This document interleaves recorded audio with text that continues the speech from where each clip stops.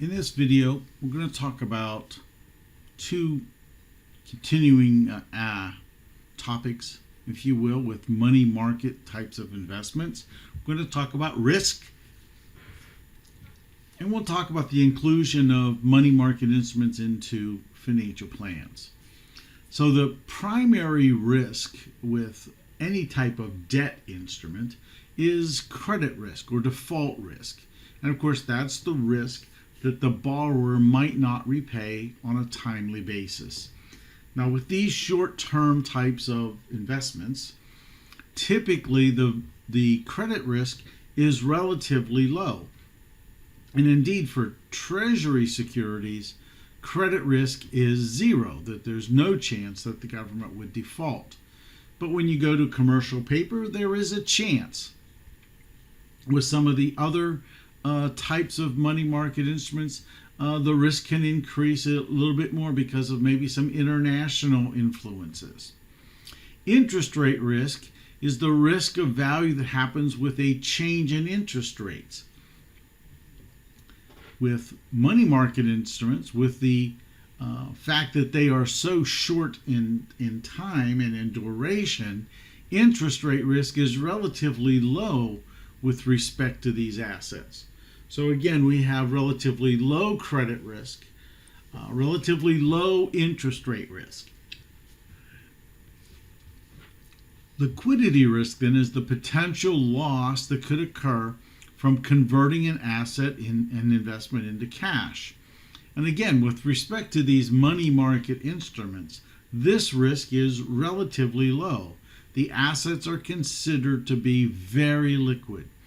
Treasury bills effectively are cash. You can actually use a T-bill to pay a bill if you wanted to. So the relative risk levels with these types of investments, although it's present, it's very, very low. So what does the economy do then to liquidity needs? Well, in poor economic times, liquidity is especially important. We need to have liquidity. If a person loses a job, maybe they're working fewer hours, they're getting lower returns.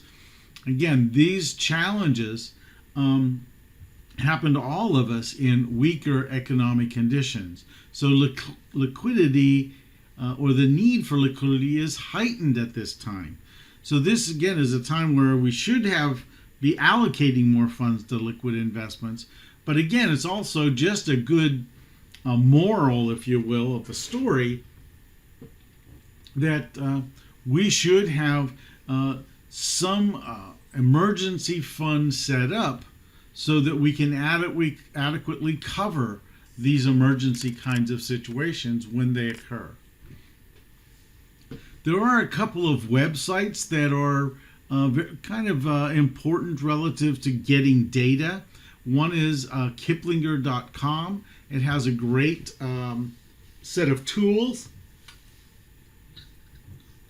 for financial planning. And also www.zacks.com has a finance link for various kinds of planning subjects. So these aren't the only two, but these are two that are very popular and certainly are available and have some good information for us.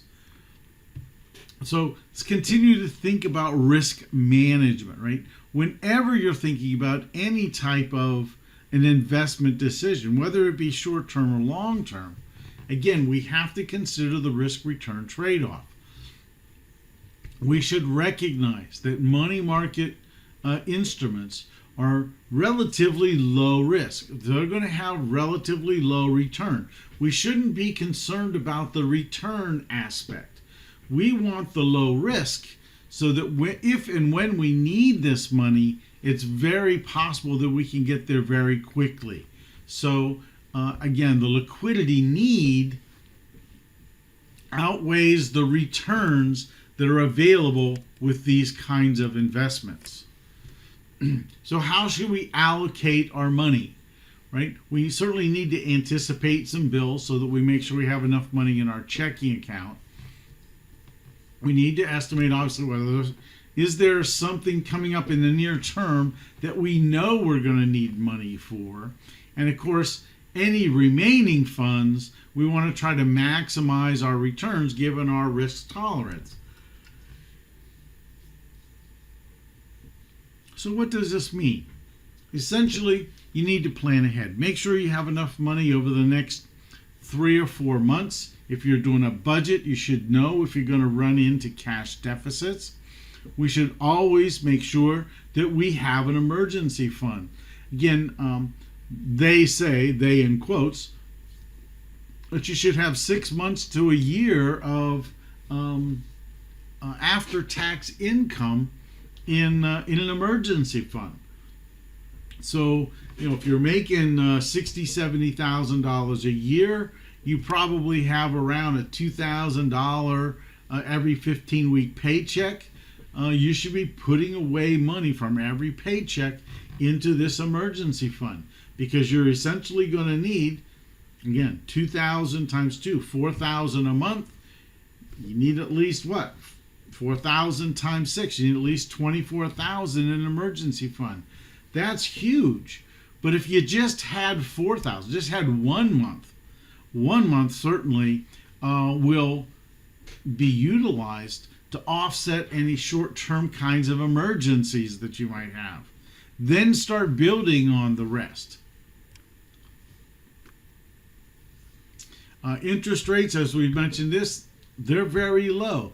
Again, that shouldn't concern us, because that's not why we're investing in money market instruments. So with this low interest rate but good returns on stocks, we have to resist the temptation to move from these short-term things to stocks. Why? Because there's 2 different investment objectives here. We need an emergency fund to grow. We need a retirement fund. They are 2 separate things.